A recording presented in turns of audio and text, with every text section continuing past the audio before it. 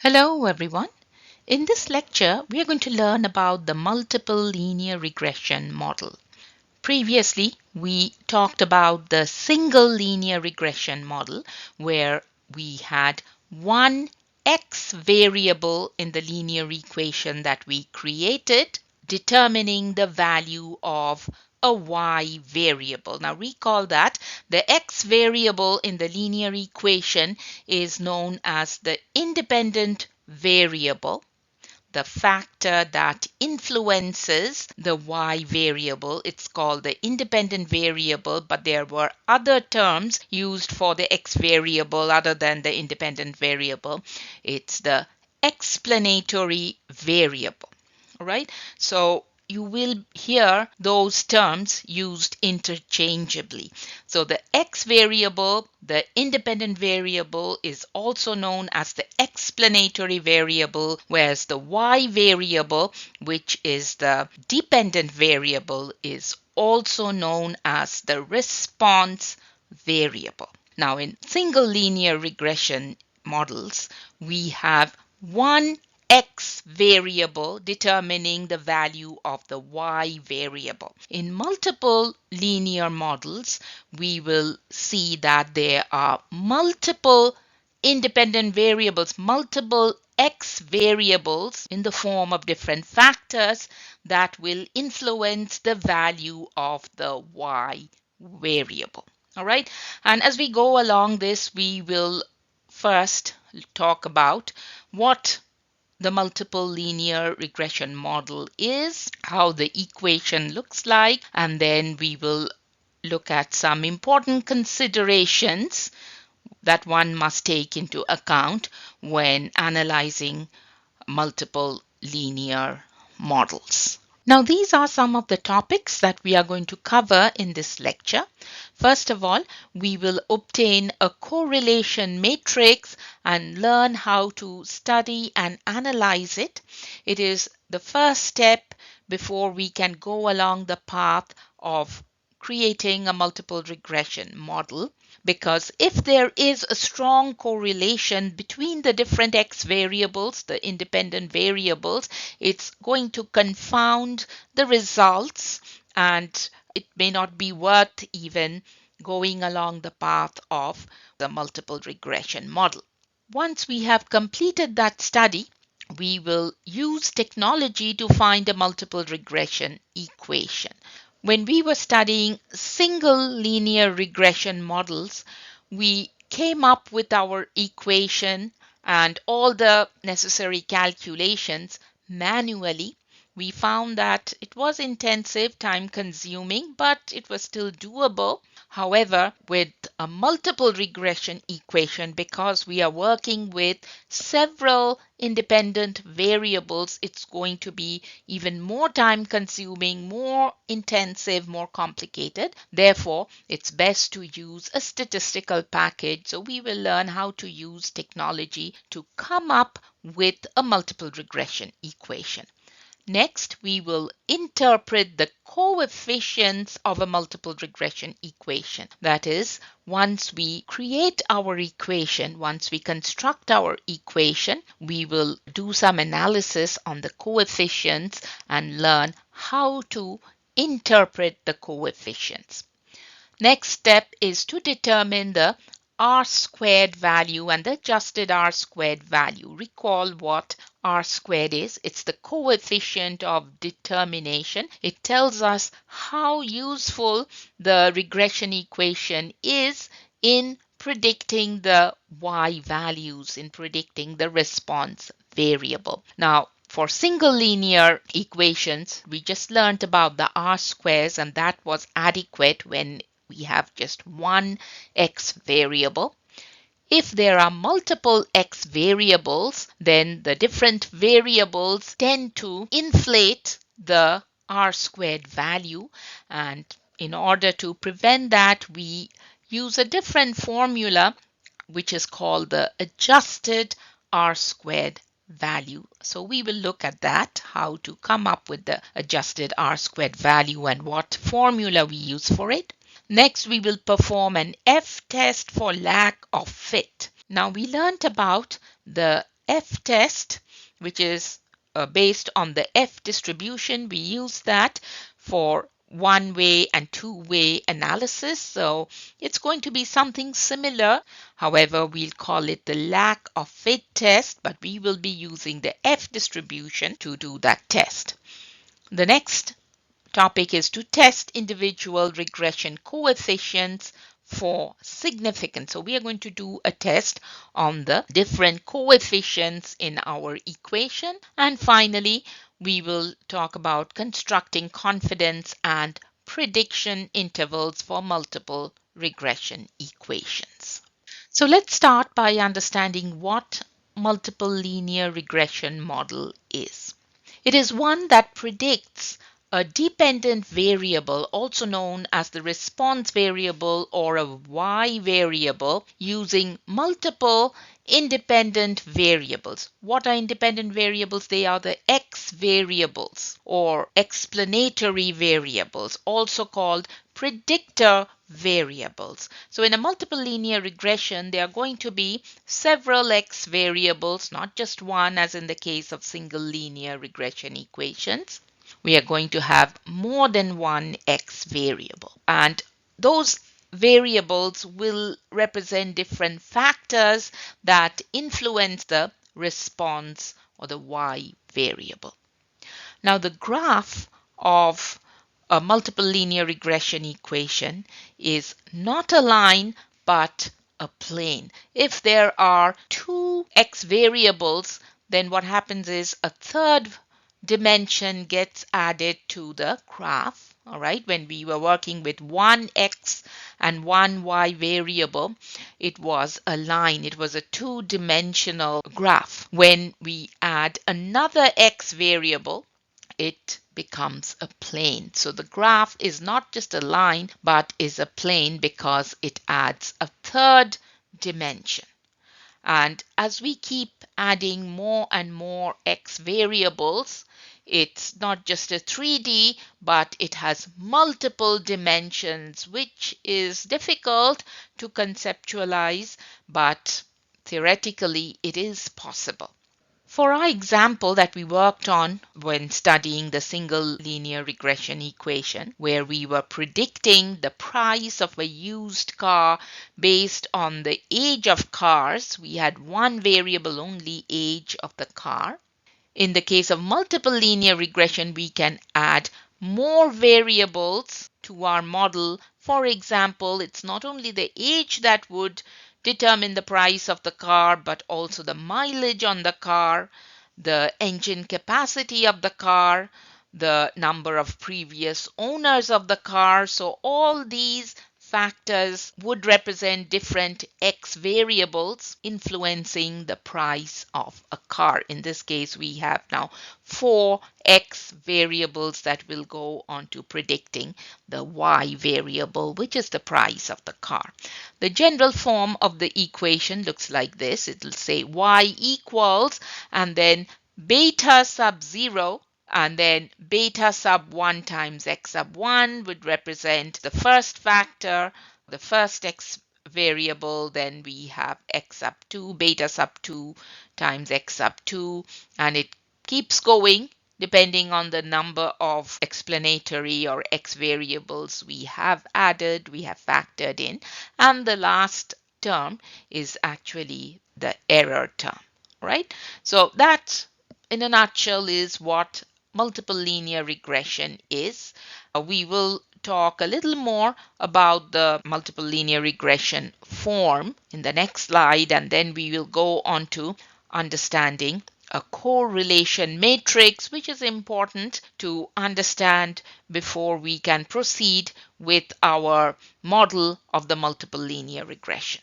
So let's look at the multiple regression model, which is given by this form, this equation. We have y sub I, where I is a particular observation in our sample size, is equal to beta sub 0 plus beta sub 1 times x sub 1 plus beta sub 2 times x sub 2, all the way to beta sub k times x sub k, depending on how many independent variables we are including, and then we have the last term which represents random error for a specific observation, right?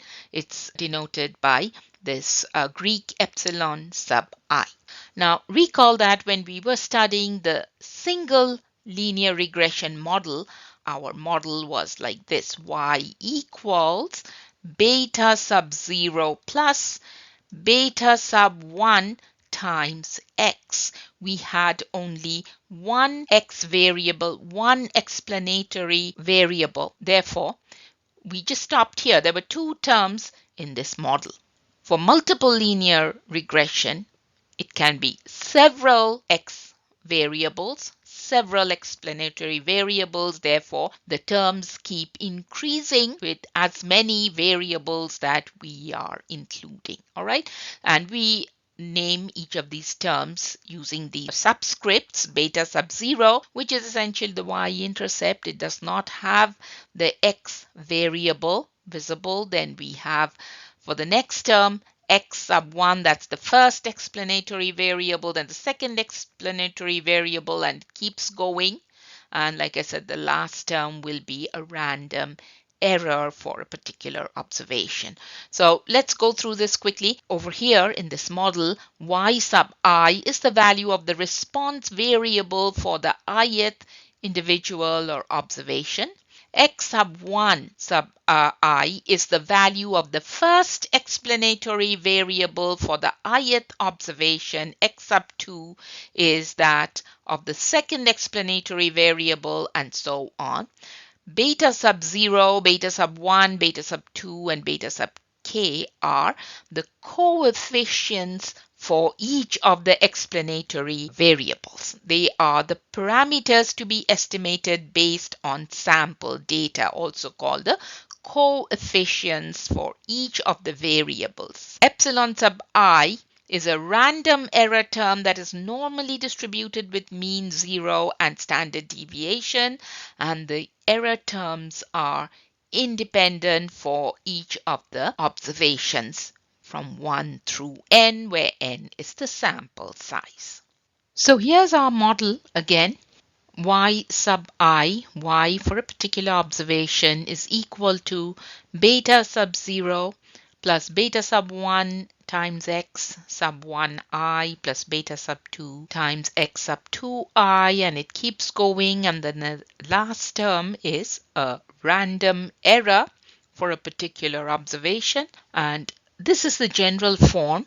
If we are using two explanatory variables, in other words, two x variables, independent variables, then it will have three terms in the equation, with the last term being the random error. Again, it won't show up in the equation, but in the model we have to include it as the last term. So there will be three terms excluding the error term. The first one will be without an explanatory variable beta sub 0. It also represents the y-intercept. And then we have beta sub 1 times x sub 1I, beta sub 2 times x sub 2I, and we stop there for two explanatory variables. If there are three explanatory variables, then we will have another term to include the third explanatory variable. So we have altogether four terms, and then the last one will be the error term. Now let's look into what a correlation matrix is and how it helps in creating a multiple regression model. It is one of the first steps in the progression of creating a multiple regression model. It is a matrix which shows the linear correlation between each pair of variables. And when we refer to variables, we mean the x variables, also known as the explanatory or the independent variables. And if there is a strong correlation between two explanatory variables, it can result in some strange outputs, strange results which can be confusing. So considering the correlation between the different explanatory variables, we may decide not to pursue with a multiple regression model. So that is how the correlation matrix is used in this study. Now, there is a special term we use to denote situations when two explanatory or X variables are highly or strongly correlated. The term is a multicollinearity. So we use that term to signify situations when the independent variables have a high between themselves. It's the same situation when in two-way ANOVA we saw two factors having an interaction effect, and that kind of causes some confusion in the results of the study. So if there is a multicollinearity between variables, then often it's not worth pursuing a multiple regression model.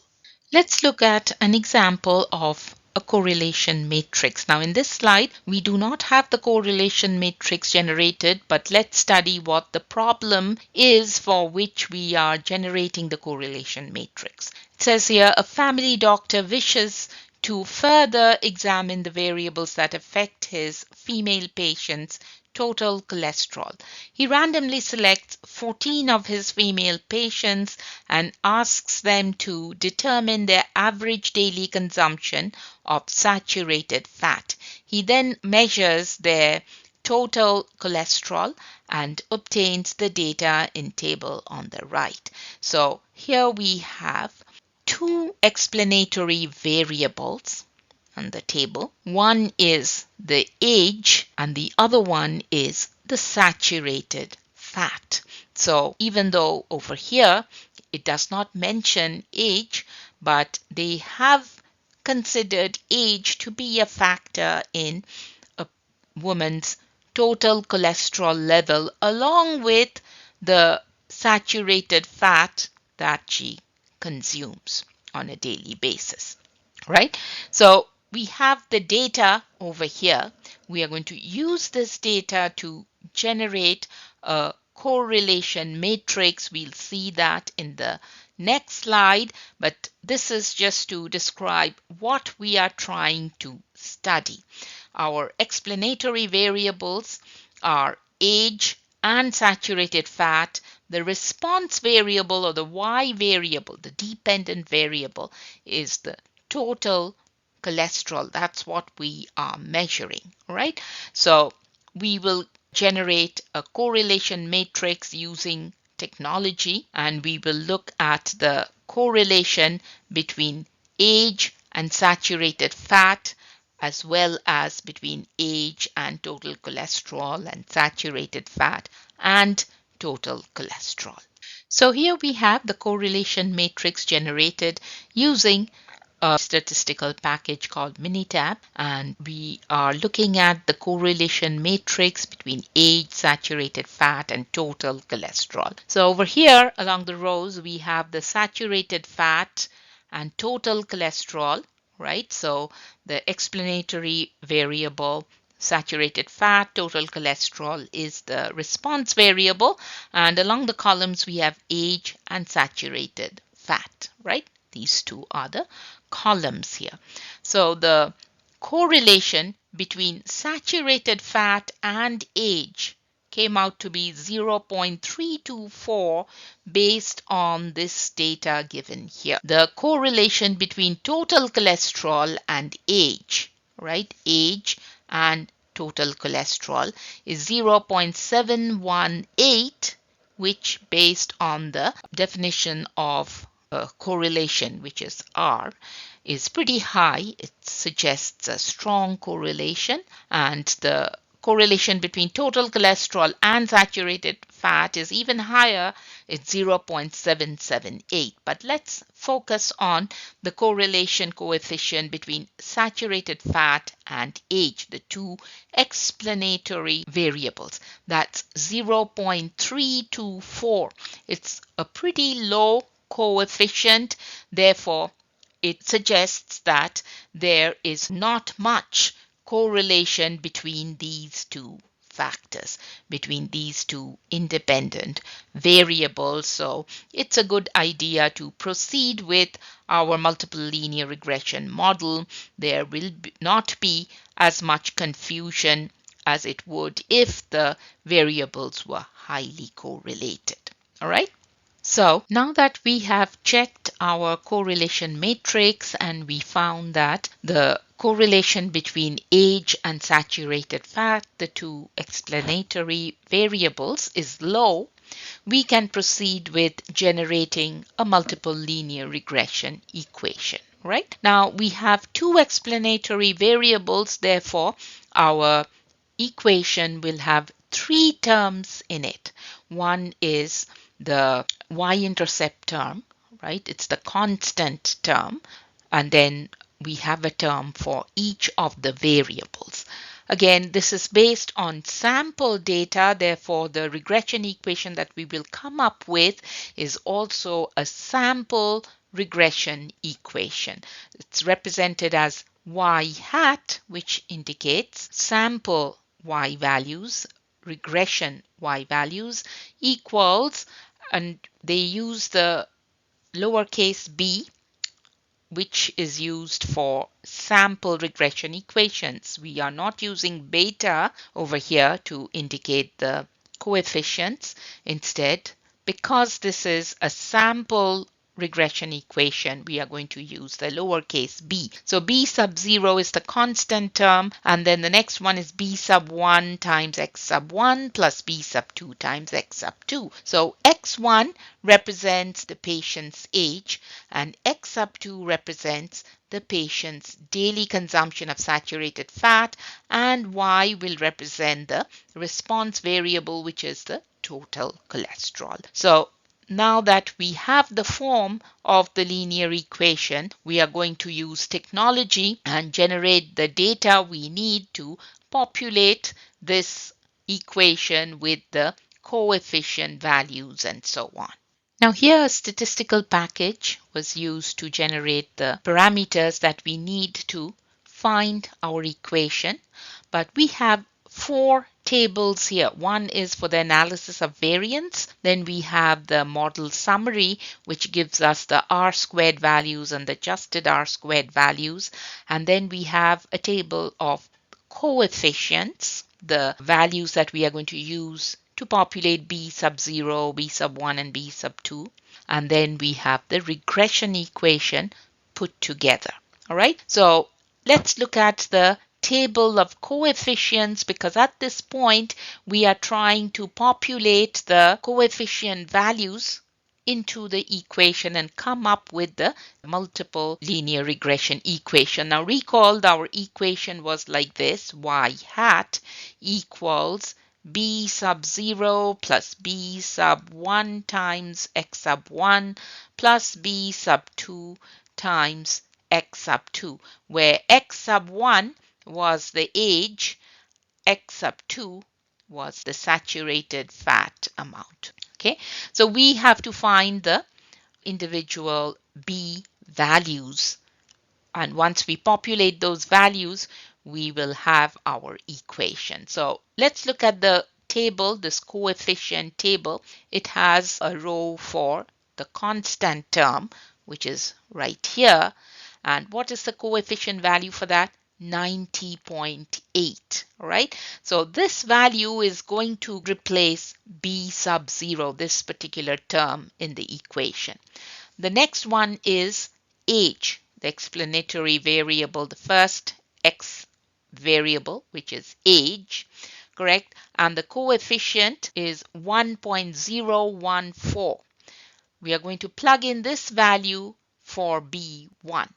And then for saturated fat, the coefficient value that came up with is 3.244, and that is the value that's going to go into B sub 2.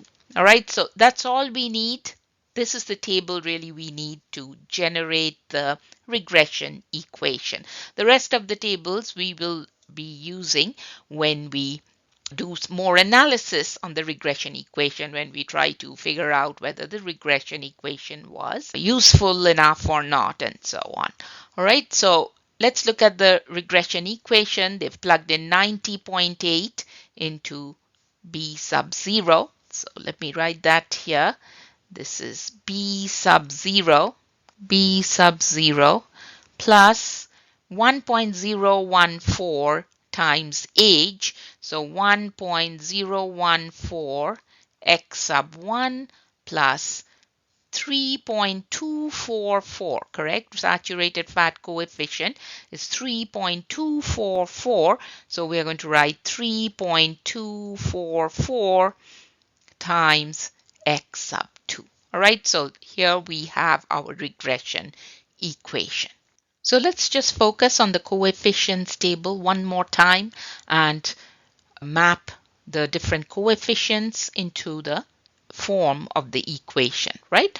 So again, we have the column for the term starting with the constant term, which is the first term in the equation. Then the second term is age, x sub 1, and then the third term is saturated fat, correct? So there are two factors, there are two explanatory x variables and one constant term. So to put together this equation, we only need to focus on the coefficient column and make sure that you populate the right values into the right term. First one is 90.8, it goes here. Then we have age 1.014 goes into the second term, and the saturated fat coefficient is 3.244 x sub 2, right? Now that we have put together our equation by plugging in the different coefficient values, hopefully in the right terms, we will go into understanding what the different coefficients mean, how to interpret the coefficients, right? So the equation was y hat equals 90.8 plus 1.014 times the age factor, which was x sub 1, that was the first explanatory variable, plus 3.244 times x sub 2, which is the saturated fat explanatory variable. So let's look at the coefficient of the age. 1.014 tells us that if the age were to increase by 1 year, then given that the saturated fat consumption remains constant, the overall total cholesterol will go up by 1.014. That's how we interpret the coefficient of the age factor, of the age variable, right? So when we say that the saturated fat remains constant, that means the individual is consuming the same amount of fat. There's no increase in the amount of saturated fat being consumed, but as the person's age goes up by 1 year, the overall cholesterol level is going to increase by 1.014. Going to increase by 1.014. Keep that in mind. It's not that the cholesterol level is going to be 1.014. That doesn't make sense, but it's going to go up by 1.014 from what it was 1 year back. Again, given that the saturated fat consumption remains the same. What about the next coefficient, which is 3.244 associated with the saturated fat variable? It means that given that age remains constant, which is improbable, but theoretically, hypothetically, if we can assume that we keep the age constant, then for every 1 gram increase in the saturated fat, the total cholesterol will go up by 3.244 units, right? So that's how we go about interpreting the coefficients of the linear regression equation in a multiple linear regression. Now here we have a summary of the interpretation that we just made on the coefficients of our example of this particular multiple linear regression equation. Let's just read through it. The least squares regression equation found in the previous example was y hat equals 90.8 plus 1.014 times x sub 1 plus 3.244 times x sub 2, where x sub 1 represents the patient's age and x sub 2 represents the patient's average daily consumption of saturated fat. So we are first going to see what the interpretation is for the coefficient 1.014 of the second term, which goes with the age variable. All right, so I'm going to pull that up. It says here the regression coefficient b sub 1 equal to 1.014 means that if the patient's age increases by 1 year, then the total cholesterol increases by 1.014 units on average. But the important thing to note here is assuming that the average daily consumption of saturated fat remains unchanged. So if the person is consuming the same amount of saturated fat every day or every year, then if the age goes up by 1 year, then the total cholesterol is expected to increase by 1.014 units on average. So that was about the first coefficient. Then for the coefficient that goes with the saturated fat in grams, it says the regression coefficient B sub 2 is equal to 3.244, which means that if the patient's average daily consumption of saturated fat increases by 1 gram, given that the age remains unchanged, then the total cholesterol is expected to increase by 3.244 milligrams per DL. All right, so this is just summarizing what we just spoke about interpreting the coefficients in the previous slide. Now we will talk about the coefficient of determination, or R squared, as well as the adjusted coefficient of determination, or adjusted R squared, as it relates to multiple linear regression models. Recall what the coefficient of determination is. It tells us how valuable the equation is in making predictions. In other words, it tells us the percentage of variance. That's how it is quantified. It's quantified by the percentage variance that can be explained by the variables in the regression equation. That's what coefficient of determination is and does. It tells us how effective, how useful the regression equation is in making predictions, right? So the value of R squared, or coefficient of determination, always increases when we add more variables to the equation, to our model. More independent explanatory variable, that is.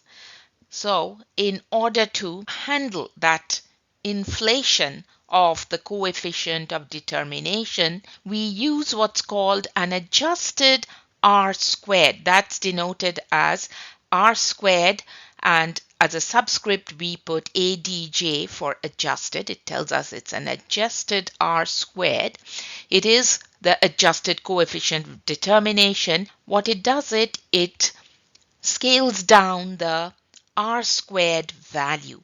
It modifies the value of R squares based on the sample size n and the number of variables, x variables, that are being used in the equation. We denote that by the letter K. So as you see, in this formula for the adjust r squared value, there is a portion n minus 1 divided by n minus k minus 1 is used to adjust the r squared value in terms of the sample size as well as the number of variables, explanatory variables in the equation. So this is the formula that is used to calculate the adjusted r squared value. Now we will be using technology to generate these quantities. We do not have to hand calculate it. However, you should know what the equation looks like, what the equation is that's behind the calculation, and that it scales down the r squared value, which is the value based on a single explanatory variable, right? Now, a couple of other things to keep in mind about the r squared and adjusted r squared value is that when we are comparing two regression models with a different number of explanatory variables, let's say one regression model has 5 explanatory variables, another one has 4 or 3. When we try to compare regression models with a different number of explanatory variables, we should never use the r squared value. Instead, we must always use the adjusted r squared value. And the adjusted r squared value essentially punishes the model for adding an explanatory variable that does little to explain variation in the response variable. So a multiple linear regression model will have multiple explanatory variables, and every time you add a new variable, it inflates the r squared value.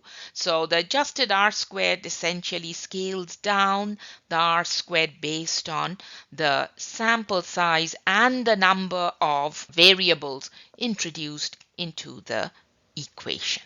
Now let's apply the concepts of r squared and adjusted r squared to the example that we've been working on, the regression model for age and saturated fat consumption affecting the total cholesterol in a person. So the model that we came up with was y hat equals 90.8 plus 1.014 x sub 1, which was the age, and plus 3.244 times x up 2, which was the saturated fat consumption. The first question says determine the coefficient of determination r squared and the adjusted r squared. Now, when we generated the tables, the different tables using technology previously, there were about 4 of them. The first one was the ANOVA table, then there was a model table, and then there was also a coefficients table, if you recall. Over here, I'm going to pull up the model table. It's the model summary, which has the r squared and the adjusted r squared values. We are not going to manually calculate these values, though we can, but we are not going to. We're going to use technology and just pick up the values from here and understand the interpretation. All right. So when it says determine the coefficient of determination r squared, we pick up this value 84.73%. Now, the r squared value initially is in the form of a proportion. So r squared should be 0.8473, which can be converted to percentage form. So even though they have given us the value in percentage form, when we get the number from the equation for r squared, it is 0.8473. It's a proportion, so it is a quantity between 0 and 1. And same thing for the adjusted r squared. So even though you see 81.96%, the proportion equivalent is 0.8196, correct? So we're just going to write those values here. Just pick them up from the table and let's pull it up. It says we see that r squared equals 0.847, which equates to 84.7 in percentage form, and likewise the adjusted R squared is 81.96%, close to 82%.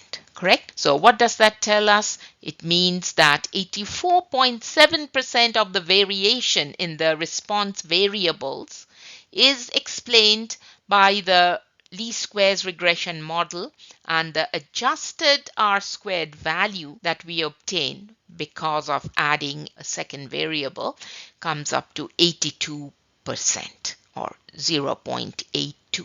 Now the next question says, compare R squared with the explanatory variables age and daily saturated fat to the R squared with the single explanatory variable age. What this means is that they want us to find the R squared value if this were a single linear regression equation with age being the only explanatory variable, the only independent variable. All right, so we have to find the R squared value as if this were a single linear regression equation based on the age, correct? So I'm going to pull up another table, but this time we are using a different technology. We used a graphing calculator to come up with the R squared value for the single explanatory variable age. So over here on this side, you see y equals ax plus b. This is the form of a single linear regression equation. We do not have a second variable here, correct? And over here we see R squared is 0.515, right? 51.5%, whereas the correlation coefficient is 0.717. However, we do not need to look at the R value. We need to look at the R squared, or the coefficient of determination value, which in percentage form is 51.5%. So if the equation were to be a single linear regression equation based just on one factor, the age, then the usefulness of the equation would be just 51.5%.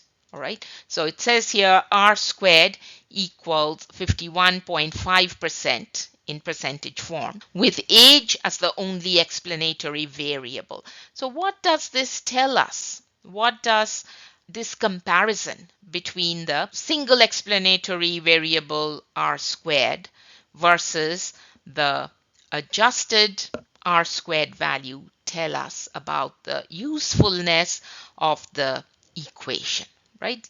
And that's what the third part of the question is asking for. It's this comment on the effect of the additional explanatory variable on the value of the model.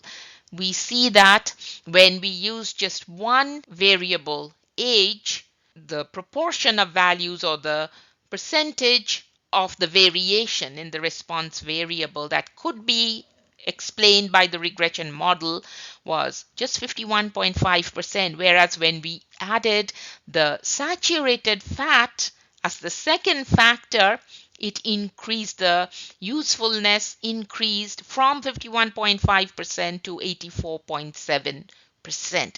So that tells us that the multiple linear regression model is more accurate, is more valuable in making predictions of the total cholesterol level, right?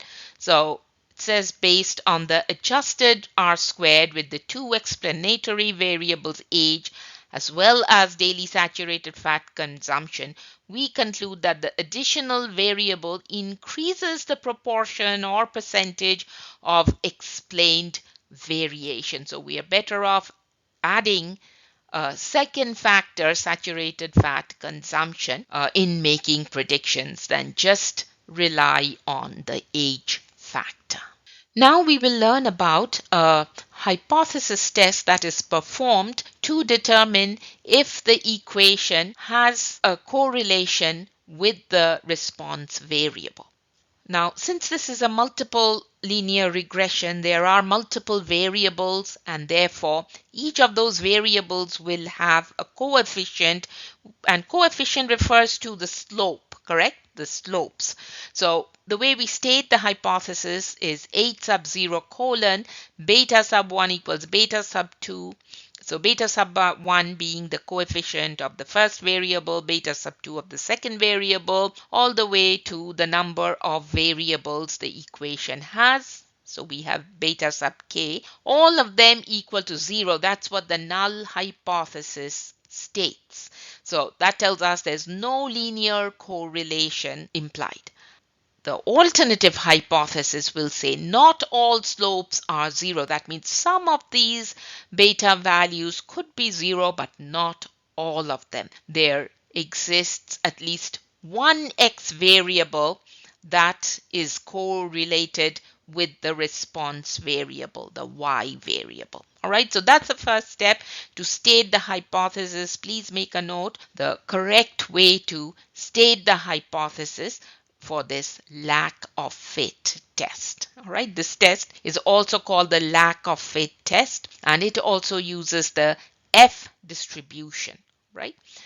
Step 2 is to determine the significance level, alpha, which will be in most cases provided to us. Step 3 is to find the test statistic. Now there are two ways you can find the test statistic. You can use any one of these formulas. The first one is the standard F test statistic formula that we learned when we were doing the ANOVA test. It's MSR, which is MST over MSE, mean square due to regression divided by mean square due to error.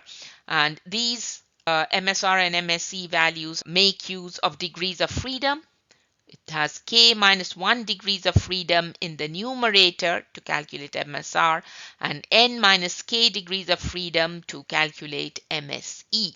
What is k? K refers to the number of explanatory variables, number of x variables in the equation, and n is the total sample size. The other equation uses the coefficient of determination in its formula. So r squared divided by 1 minus r squared multiplied by n minus k plus 1 divided by k. So that's the another way of calculating the f value. Either way, you should get the same answer, same test statistic value. Now for this second equation, r squared is the coefficient of determination. We all know that. K represents the number of explanatory variables. N is the sample size. Now, for the next step, when we perform the test, we can either use the critical value approach or the p-value approach. But when we are using technology, almost always we will be given a p-value. So we will end up using the p-value approach. We do not need to calculate. The technology will generate the p-value when it gives us the tables, and the test is performed using the F distribution. Keep that in mind. It's always going to be a right tail test because the F distribution is a right skewed curve. Step 5 is to state the decision whether we reject or do not reject the null hypothesis, and step 6 is to interpret the results of the test. So let's perform the lack of fit F test on the example with age and saturated fat resulting in the total cholesterol amount in a person.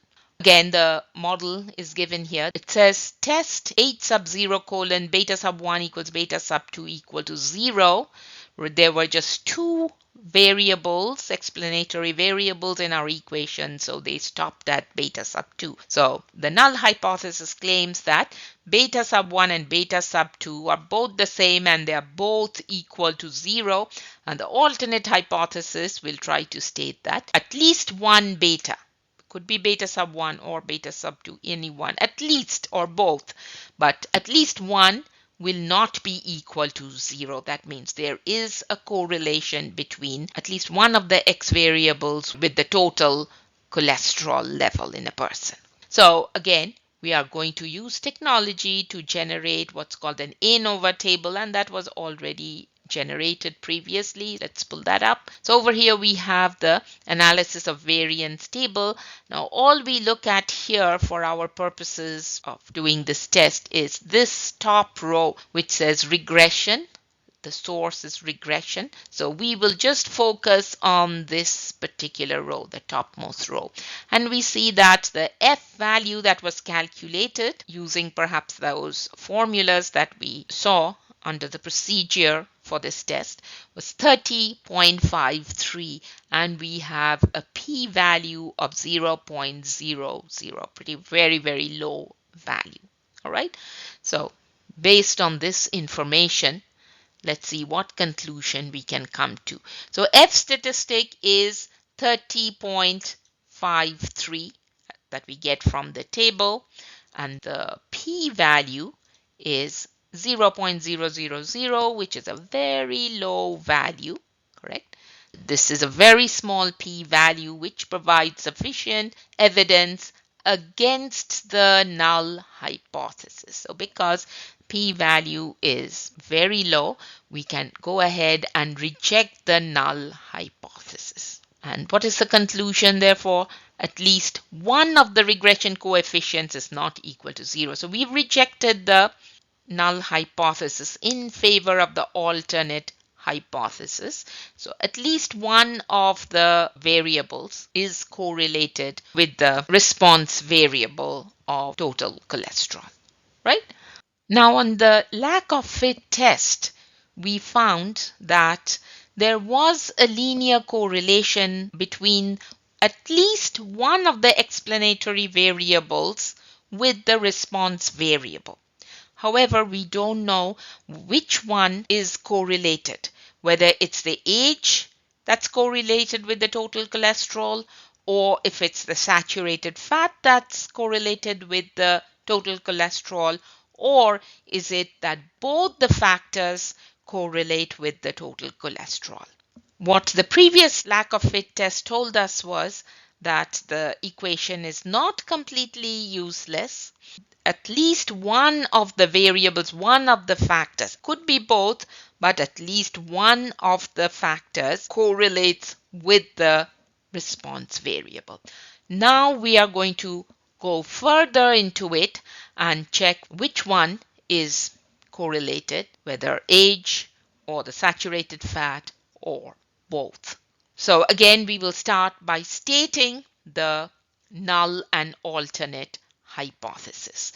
There will be multiple sets of null and alternative hypothesis in this case because we are going to test for each coefficient. It says here we are testing individual regression coefficients. So if we have two variables we are working with, then there'll be two coefficients. So there will be two sets of hypothesis statements. If we have three explanatory variables, there will be three sets of hypothesis statements. So the first one over here is testing the beta sub 1. That means the first coefficient, first slope, beta sub 1 equal to 0 is what the null hypothesis is going to state, and the alternate is going to say beta sub 1 is not equal to 0. And because we have the second factor in our example, which is saturated fat. So this one was for the age. The next one will be for the saturated fat, and that'll say H sub 0 colon beta sub 2 equal to 0, and the alternate will say beta sub 2 is not equal to 0. Where beta sub 1 is the slope coefficient for the explanatory variable age, and beta sub 2 is the slope coefficient for the explanatory variable saturated fat, right? So what next? Over here, we again pull up our table of coefficients this time. We are now looking at the coefficients table, and this test is not an F test. This is a t test. So if you look at the table over here, they have the coefficient and then there is the t value. This is a t distribution test. And then we have the corresponding p value.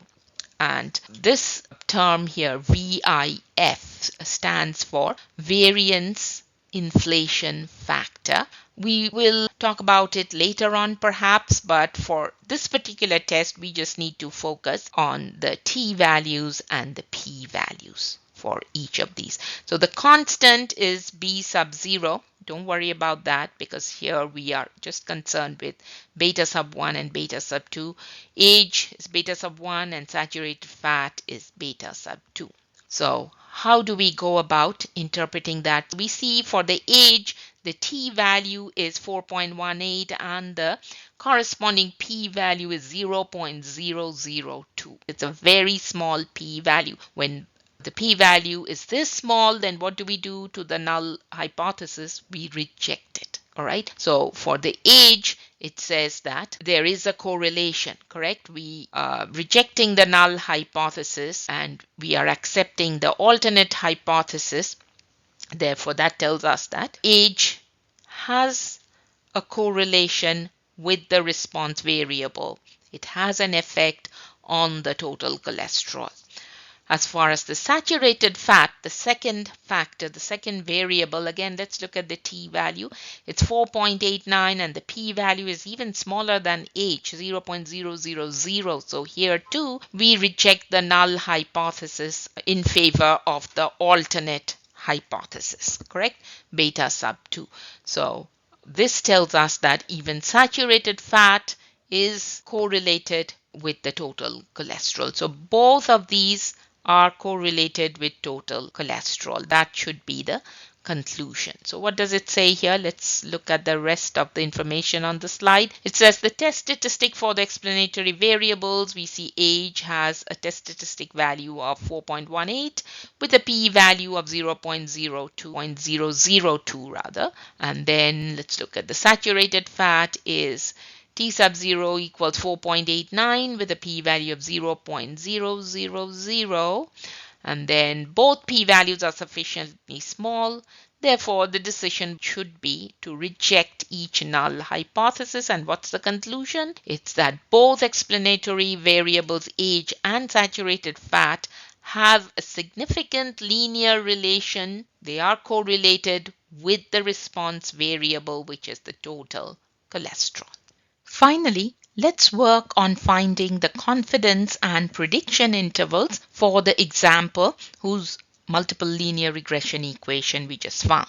It says here, construct a 95% confidence interval for a mean response and a 95% prediction interval for an individual response for a 32-year-old female who consumes 23 grams of saturated fat daily using the model determined for the example. Be sure to interpret the results. So, what is the difference between a confidence interval and prediction interval? We already spoke about this when we were learning about single linear regression models and equations, but let's go over it one more time. A confidence interval in the case of regression analysis is the mean value, the mean response for a particular X value. Could be 32-year-old female, or it could be 20-year-old female, or it could be 40-year-old female, but the mean response for all females of that particular age group. Now, because we have two variables here, you have to also specify the second variable, which in this case is 23 grams of saturated fat. So they say that we have to find the interval for a specific age of females, 32-year-old, and a specific saturated fat consumption, which is 23 grams. Now, again, because it's going to be tedious to do the calculation by hand, we are going to use technology. So I'm going to pull up the data generated by Minitab here, but you can use any technology, Excel, StatCrunch, anything. So here we have our data generated from Minitab. They have given us the regression equation, which is total cholesterol, that's the response variable, equals 90.8 plus 1.014, which represents times the age, which is represents X sub 1, plus 3.244, which is the coefficient of the saturated fat, or X sub 2.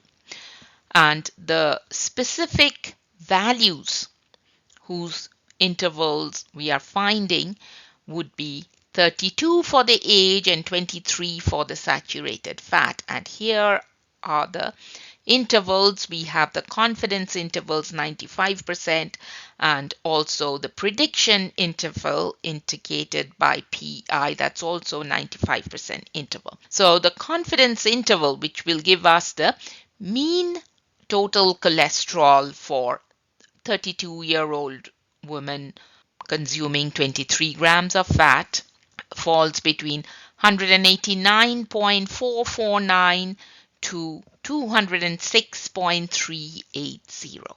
A prediction variable is, on the other hand, not the mean Y value for a particular age. However, it is the total cholesterol that you can expect for any female who is 32-year-old. So just keep that in mind. Confidence interval is about the mean of all 32-year-old females consuming a certain amount of saturated fat. The prediction interval is the cholesterol level, the total cholesterol for any female, right? So let's look at the interpretation of this. It says here, interpretation of the confidence interval comes up first. Based on the Minitab output, we are 95% confident that the mean total cholesterol of all 32-year-old females who consume 23 grams of saturated fat daily is between 189.4 milligrams per DL and 206.4 rounded up, 206.38 rounded up to 206.4 milligrams per D. How do we interpret the prediction interval? It says here, we are 95% confident that the total cholesterol of a particular 32-year-old female who consumes 23 grams of saturated fat daily is going to be between this interval, 171.4 rounded up and then 224.4. So these are the endpoints of the prediction interval or the prediction model. All right.